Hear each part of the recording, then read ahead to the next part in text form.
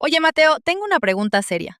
¿Tú crees que alguna vez te has enamorado de alguien o solo te obsesionaste con la idea de que esa persona te completaba? Qué forma de empezar el martes. Es que llevo días pensando en eso, porque la mayoría de las historias que nos contamos de amor no sé si son amor. Bueno, eso hay que desarrollarlo. Hay que desarrollarlo, sí. Bienvenidos a Esto no es amor. Soy Mateo, y hoy estamos con Lucía para hablar de algo que nos pasa a casi todos y que casi nadie quiere admitir. La diferencia entre enamorarse de alguien y obsesionarse con alguien. Y lo que me parece interesante de esta conversación es que no vamos a hablar solo de casos extremos, de acoso o de relaciones tóxicas evidentes. Vamos a hablar de ese espacio gris donde la mayoría vivimos sin darnos cuenta. Exacto, porque la obsesión no siempre tiene cara de película de terror. A veces tiene cara de romanticismo. Y eso es lo que hace que sea tan difícil de detectar. Sí, entonces, a ver, Mateo, ¿por dónde empezamos? Porque creo que primero hay que entender de qué estamos hablando cuando decimos amor y cuando decimos obsesión. Exacto. Y lo primero que hay que decir es que estas dos cosas se parecen muchísimo en los primeros momentos. Los dos estados producen pensamientos frecuentes en la otra persona. Los dos generan intensidad emocional. Los dos pueden sentirse como algo urgente, como algo que no puedes controlar. O sea, desde adentro se siente igual. Desde adentro se siente igual, o casi. Lo que cambia es lo que pasa después de esa primera fase. Y aquí hay datos que me parecen reveladores. Los estudios de neurociencia sobre el enamoramiento muestran que en la fase inicial hay una activación del sistema dopaminérgico que es casi idéntica a la que produce una adicción. Literalmente, las mismas zonas del cerebro. Espera, ¿me estás diciendo que enamorarse y engancharte a una sustancia usan el mismo mecanismo neurológico? En la fase temprana, sí. El problema es que en el amor eso es una fase. En la obsesión, eso nunca se apaga. O sea, la diferencia no es química, es si logras salir de esa primera tormenta o no. Eso es. Y lo que decide si salís o no de esa tormenta tiene mucho que ver con quién sos antes de conocer a esa persona. Ahí está, ahí está la cosa. Hay algo que me parece clave decir antes de seguir. Cuando hablamos de obsesión aquí, no estamos hablando solo de casos de acoso o de comportamiento agresivo. Eso existe y es grave, pero no es lo único. Estamos hablando de algo mucho más cotidiano. Esa sensación de que sin esa persona no sos completo. Que si no te responde el mensaje en 2 horas, algo está mal. Que vivís monitoreando señales. Eso es obsesión. Y es mucho más común de lo que queremos admitir. Fíjate que eso que describes me suena a la experiencia de la mitad de mis contactos de WhatsApp. Y probablemente a experiencias nuestras en algún punto. Yo no dije nada. Nadie dijo nada. Entonces, ¿cómo distinguís una cosa de la otra cuando estás adentro? Porque desde afuera es fácil decir, ay, esa persona está obsesionada, pero cuando sos vos, todo parece tener sentido. Esa es exactamente la pregunta correcta. Y lo que pasa es que hay indicadores. No son perfectos, pero funcionan como señales.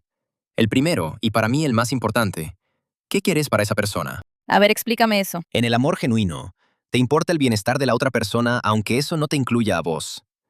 Si esa persona está mejor sin vos, algo en vos, aunque duela, puede aceptarlo. En la obsesión, lo que querés es que esa persona esté en tu vida, en tu mundo, satisfaciendo lo que vos necesitas.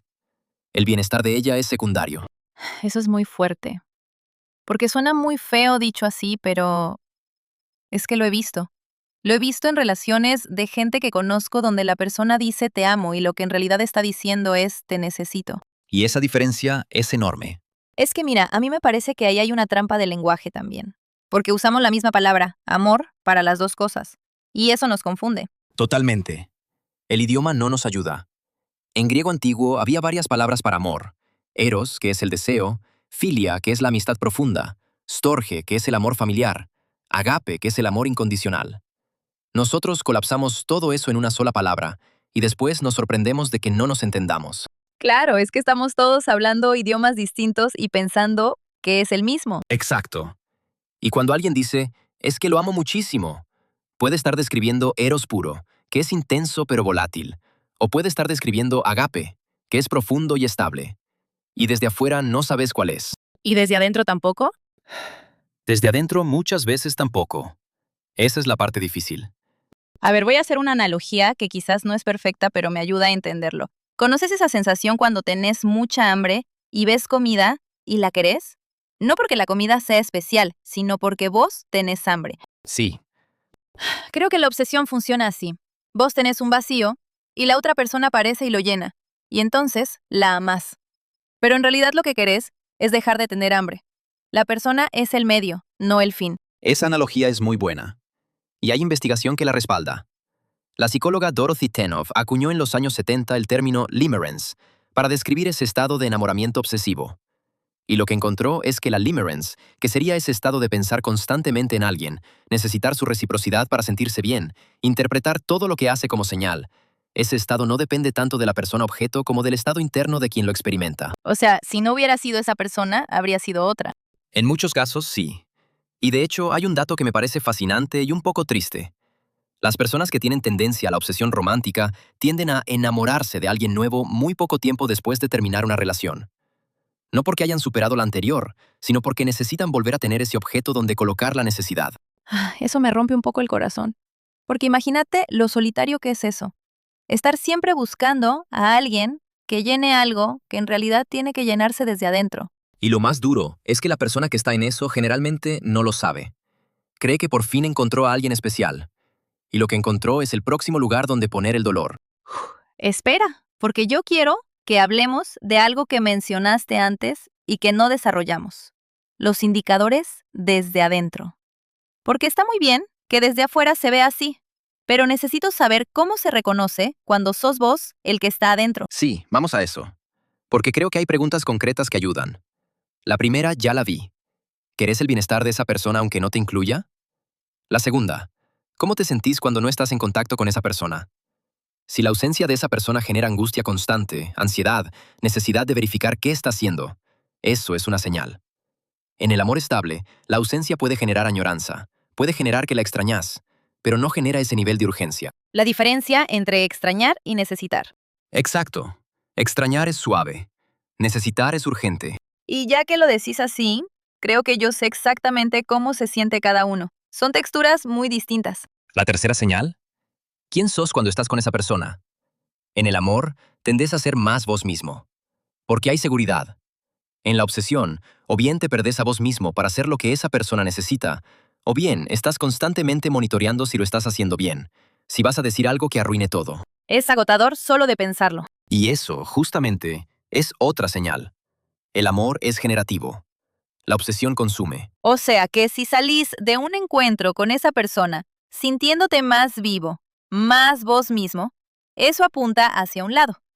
Pero si salís agotado, repasando cada cosa que dijiste para ver si metiste la pata, Eso apunta al otro. fíjate que hay algo que nadie te dice y que creo que es importante decirlo. Esa segunda experiencia, la obsesiva, también puede sentirse muy intensa y muy emocionante. No es solo angustia, a veces hay euforia. Sí, porque el sistema de recompensa funciona así. Cuando hay incertidumbre sobre si vas a obtener lo que querés, la dopamina es más intensa que cuando la recompensa es predecible.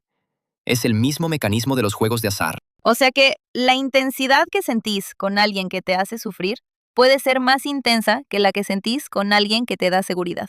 Neurológicamente sí. Y eso explica por qué tanta gente confunde intensidad con amor. Si duele, es porque importa. ¿Cuántas veces habremos oído eso? Y qué mentira tan bien empaquetada. Total. Ahora quiero contarte algo. Hay una historia que leí hace un tiempo que creo que aterriza todo esto de una manera que no se olvida. Es sobre una mujer, voy a llamarla Elena. Elena tuvo una relación que desde afuera todos veían como una gran historia de amor. Eran la pareja de referencia. Se mandaban mensajes todo el día. Él la buscaba constantemente. Ella organizaba su vida entera alrededor de cuándo iban a verse. Cuando él estaba bien, ella estaba bien. Cuando él estaba mal, ella entraba en pánico. Y cuando terminaron, ella no entendía por qué estaba destrozada de una forma que sentía desproporcionada. ¿Y qué pasó? Empezó terapia, y lo que fue entendiendo con el tiempo es que lo que había tenido no era una relación, era una regulación emocional tercerizada. Él era la persona que le decía con su presencia que todo estaba bien. Sin él, ella no sabía estar consigo misma. Eso es muy honesto de admitir. Y muy difícil, porque implica que el duelo no era solo por él, era por toda la ilusión de que con esa persona ella por fin estaba completa, mucho más. Y lo que me parece importante de esa historia es que Elena no era una persona débil ni perturbada. Era alguien que no había aprendido a tolerar su propio vacío. Y eso nos puede pasar a cualquiera. Ese es el punto clave. La tendencia a la obsesión romántica no es una rareza. Es una respuesta a algo que no se resolvió antes. Baja autoestima, miedo a la soledad, experiencias de abandono tempranas. La sensación de que el amor hay que ganárselo y que en cualquier momento puede retirarse. Y si nunca te preguntaste eso de vos mismo, no lo vas a reconocer cuando aparezca en una relación. Exacto. Va a aparecer amor. Va a aparecer que por fin encontraste a alguien. Y en parte puede ser cierto. Puede haber algo real. Pero si el motor es ese vacío, va a deformar todo. Oye, quiero ir a un lugar incómodo, un momento. Porque creo que también hay que decirlo. La obsesión no siempre la tiene la persona que más quiere. A veces, la persona que parece más distante en una relación es la que más controla. ¿Se puede ser obsesivo desde el distanciamiento? Sí. De hecho, hay personas que se protegen del miedo a la obsesión manteniéndose emocionalmente lejos.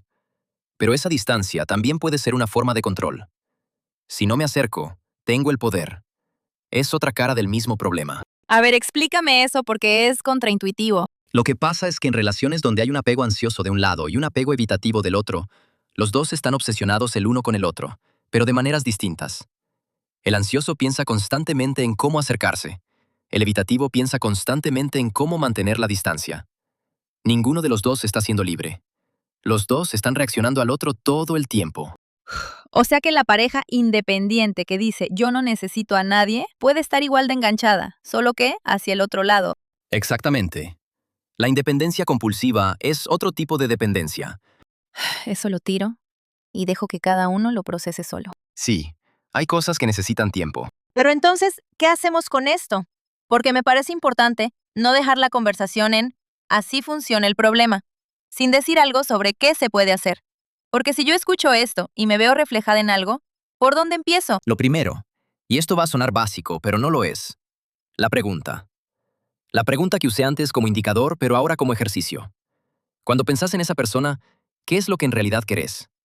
¿Querés que esa persona esté bien? ¿O querés que esa persona esté con vos, para vos, de cierta manera? Y ser honesto con esa respuesta. Y ser honesto, que es lo más difícil, porque nadie quiere admitir que lo que llama amor tiene más que ver con lo que le falta a uno. Lo que pasa es que esa honestidad es también el inicio de algo mejor. Si podés verlo, podés trabajarlo. Si no lo ves, seguir repitiendo el mismo patrón con caras distintas. Hay una frase que me quedó de alguien que escribía sobre esto, y es que el amor maduro no empieza cuando encontrás a la persona correcta.